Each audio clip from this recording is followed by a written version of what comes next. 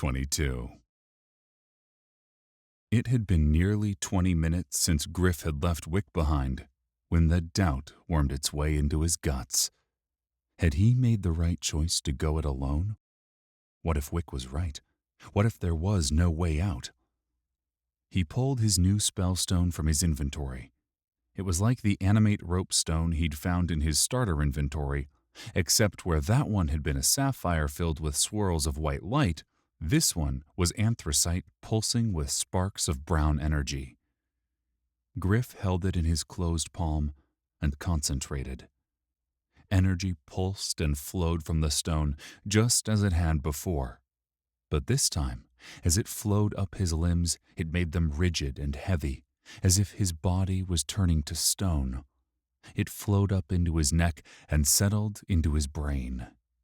He could hear the grinding and slow cracking of the earth and stone around him, and then his mind expanded and filled with knowledge. You have learned the flying stalactite, sphere, earth magic, tier, base. This spell will conjure a single spear of stone that will fly wherever the caster points. Base damage, 20 points of earth damage plus 2 points per level of earth magic mastery. Mana cost, 30. Duration, not applicable. Cooldown, none. You have learned the skill Earth Magic. Level 1. Tier, base. Skill type, active. You can now wield the power of Earth Magic. Earth Magic allows the user to manipulate the earth itself. Earth Magic makes use of offensive and defensive spells, but is also used in mining and to summon or construct creatures made of earth. Well, that rocks, Gryph thought, before realizing he'd made a horrible pun. Gryph checked the map Wick had given him and took a tunnel that led west. If he was reading the map correctly, he was 300 feet underground and over a mile of snaking tunnels from his goal. Not too bad, Gryph thought. There were a ton of skull and crossbone icons of various colors littering his path. Gryph concentrated on a red one not too far from him, and a prompt popped up into his vision. Pit trap, punji sticks, poison. A few minutes later, Gryph found the trap. He could see a faint red glow outlining the pit. This was his perception skill in action. At level 5, he had a 25% chance of spotting traps. The dimness of the glow suggested to Gryph that had he not already known the trap was there, he may not have detected it. He made a mental note to be more careful. Gryph eased himself by the pit trap, but couldn't resist activating it. He applied pressure with the butt of his spear until the ultra-thin stone covering the pit fractured and fell. The pit was nearly 10 feet deep and lined with dozens of needle-sharp punji sticks. They were not wood, but stone stalagmites that grew from the floor. Their uniformity and even spacing were perfect, like rows of corn, suggesting that they had been cultivated. Worse still, the needle-point tips of each stalagmite oozed viscous liquid. Poison rocks. Perfect. Who the hell built this place? And why? Gryph wondered. He still didn't understand why the Barrow tossed death around so casually. He moved onward. The tunnel took a slight left, and the gradient increased. If the map was accurate, he'd soon hit a large cavern that Wick had marked with half a dozen blue skulls. Gryph focused on a scroll icon in the corner of the room, and another prompt emerged. Wormin Outpost. Full of stank wormin, at least 10. This is the base from which they patrol our area. I told Tifila that I could summon Avernerius into their midst and bam, problem solved. She said no and gave me that look. You know, the one that says, I love you, but the things you can do terrify me. Regardless, they are getting too close and we must do something about them soon." Who was Wick? Now, Gryph was the first to admit that he knew nothing about the realms, but even he sensed the odd juxtaposition between the gnome's jovial personality and the things he could do. Gryph made a mental note to not put too much faith into the map or the gnome who made it. It could cost him his life. Gryph plotted out another route. It was more circuitous and took him perilously close to unmapped territory, but it had less Death's Head icons. He had only seen a small sampling of the terrors this world held, and he was in no hurry to up his experience with them now. After nearly half an hour, he had snaked his way upwards. He'd activated stealth on 3 occasions, twice as Worman patrols went by, and once as a snuffling beast lumbered past his hiding spot. His analyze skill identified it. Umber Beast, level 17, H 235, S 230, M 0, SP 0. Umber beasts are a foul mixture of a beetle and a gorilla. Their origins are shrouded in mystery, but most scholars believe the umber beast was the product of unnatural magical experiments. Strengths unknown, immunities unknown, weakness unknown. Gryph decided there was no need to tangle with that beast now or ever.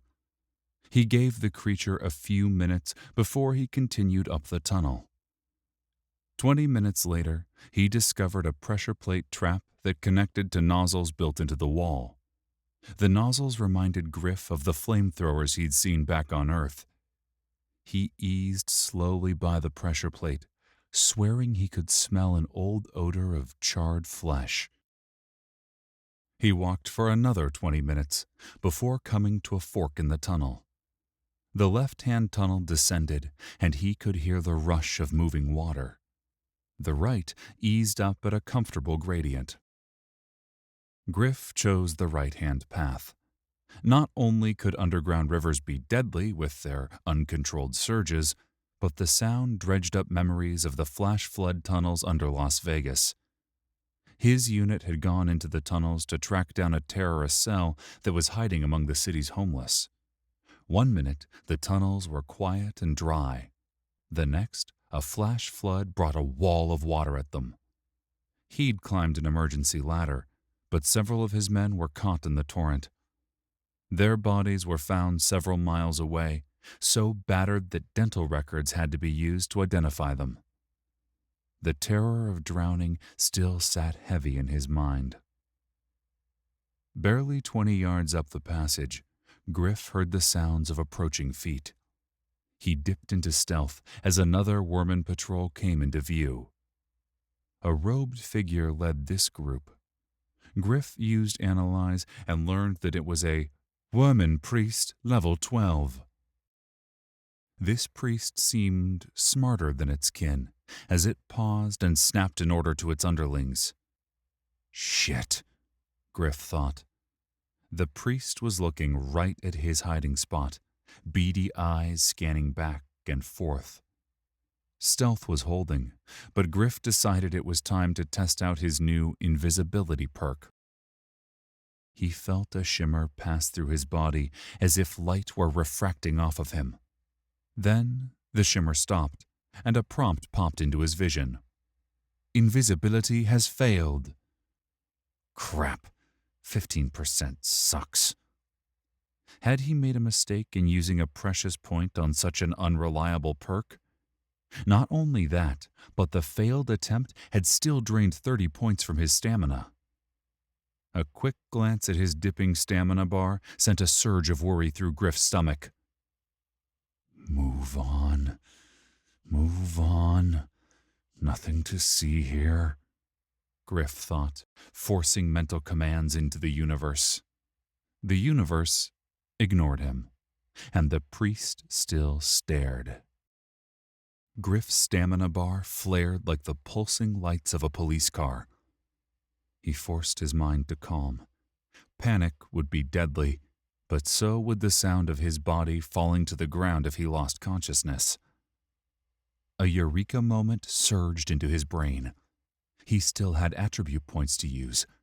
He opened his interface and dumped a point into Constitution, and his stamina ticked up a few points, but the bar did not refill.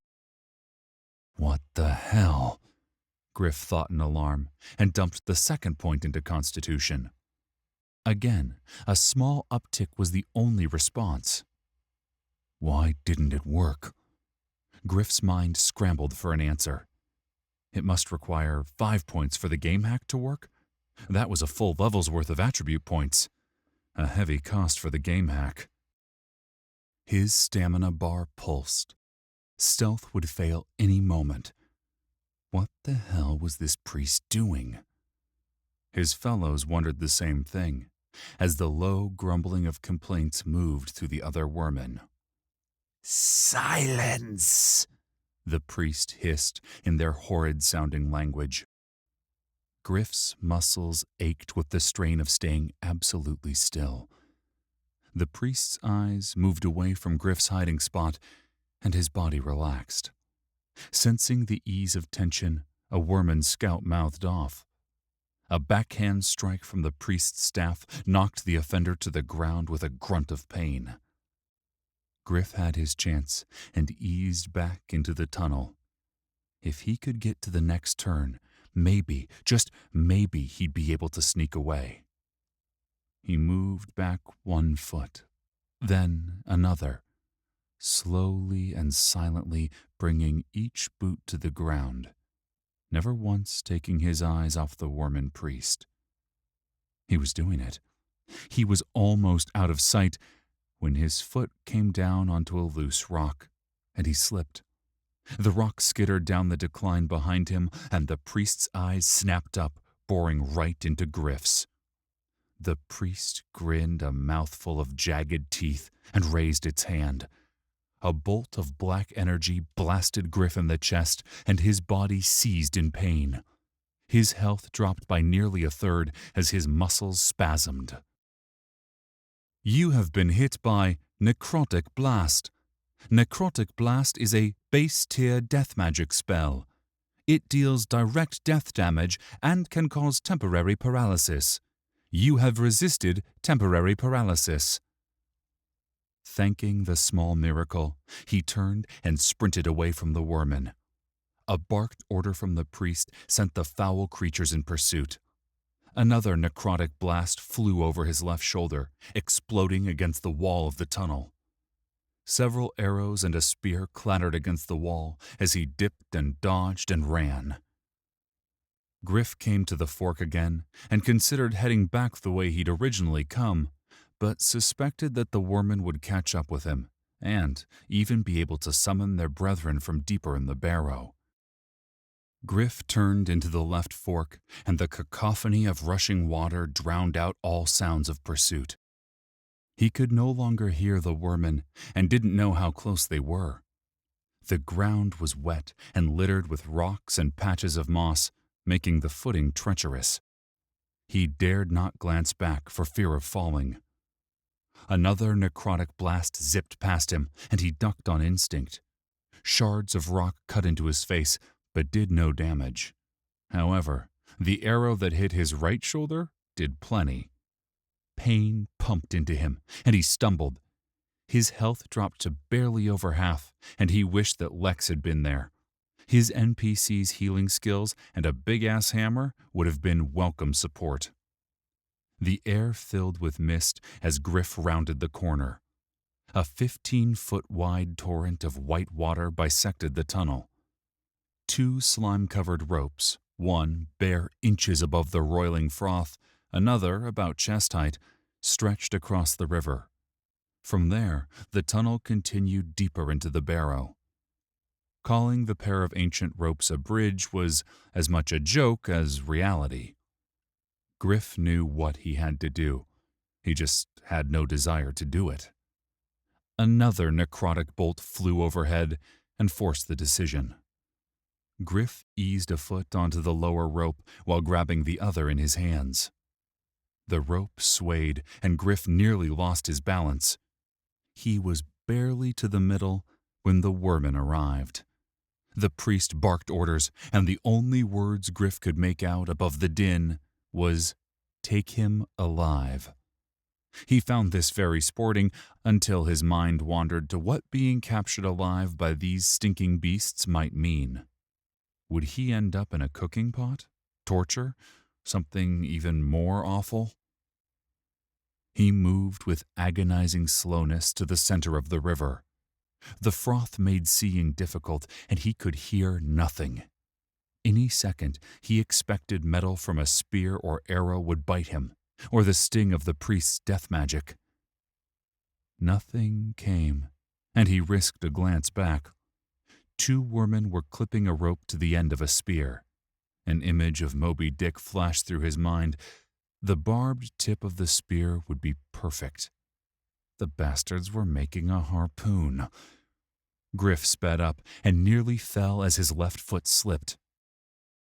His body dropped, and pain from the arrow in his shoulder nearly caused him to lose his grip, but he held fast. He was getting close to the other side, but another glance back told him he would not make it. The wormen had completed their makeshift harpoon, and the largest one, a Wormen Skirmisher Level 9, took aim. Gryph knew he needed to jump for it. He turned, tensed his muscles, and leapt. He landed hard, rib-crunching pain bursting through him. He nearly slipped back into the raging water, but his outstretched arms found the strands of wet moss that clung to the far side. He pulled himself up when a deep sting bit into his left calf. Gryph screamed at the agony surging up his leg. His health dropped further, dipping below the 40% mark. Another pull dragged him into the water. The current pounded Gryph, smashing him against the bank before pulling him downstream. His mouth and nose filled with water, and he couldn't breathe. Debuff added. You are drowning. 5 points of damage per second. Debuff added. You are bleeding. 5 points of damage per second. Gryph didn't waste time doing the math, but he knew he'd be dead in under a minute if he didn't do something. Almost unbidden, he cast Animate Rope. Another violent jerk on the rope pulled his head above water. He would have screamed if he wasn't coughing voluminous amounts of water from his lungs. They dragged him like a limp fish onto the shore. As he finished retching bile and brackish water, he felt himself turned onto his stomach. His arms were wrenched behind him, and ropes bound his hands. Gryph finished casting, and the rope attached to the spear slithered with fake life. At first, his captors were unaware of the serpentine presence, until the rope snapped forward, coiling a loop around the neck of the worman who was tying Gryph's hands. The rope tugged hard and spun, tossing the surprised lizard man towards the river.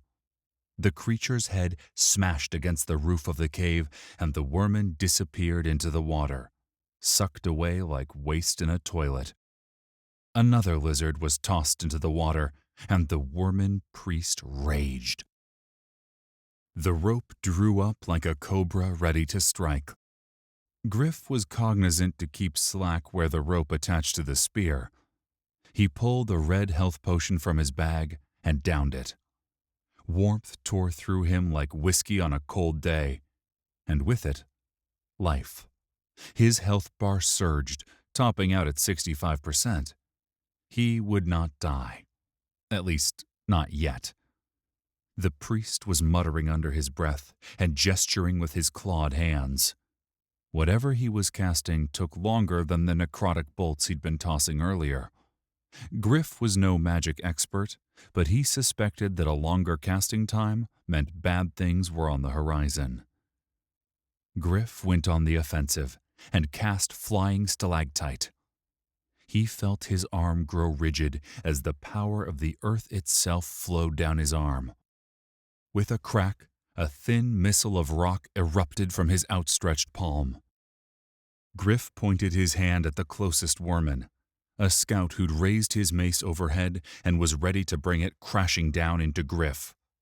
The stalactite punctured the worm's armor and impaled it through the chest. Gryph earned a critical strike for the range and the surprise.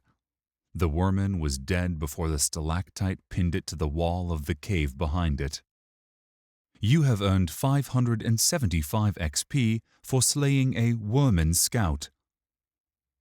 The priest was reaching the climax of his dramatic chanting. Gryph had no idea what was about to happen, but he knew one thing. He had no desire to hang out and wait. Gryph hobbled to his feet. He turned to face the priest and extended the middle fingers on both hands. He had no idea if the worm understood the gesture, so he hissed and growled the meaning in fluent worm. The priest's eyes went wide in fury, but he kept discipline and finished his chanting with a hiss of anger. The priest raised his hands above his head and silver energy coalesced. Gryph decided he needed to be elsewhere and dove into the rushing water. The river smashed him into the sides of the tunnel and his health sank again. But a few moments later, the surge calmed as the water filled the tunnel. The good news, he was no longer being smashed against the side of the tunnel. The bad, there was nowhere to find air. He spun and sped, and soon his breath was failing. Angry red light raged in his vision, and he began to drown.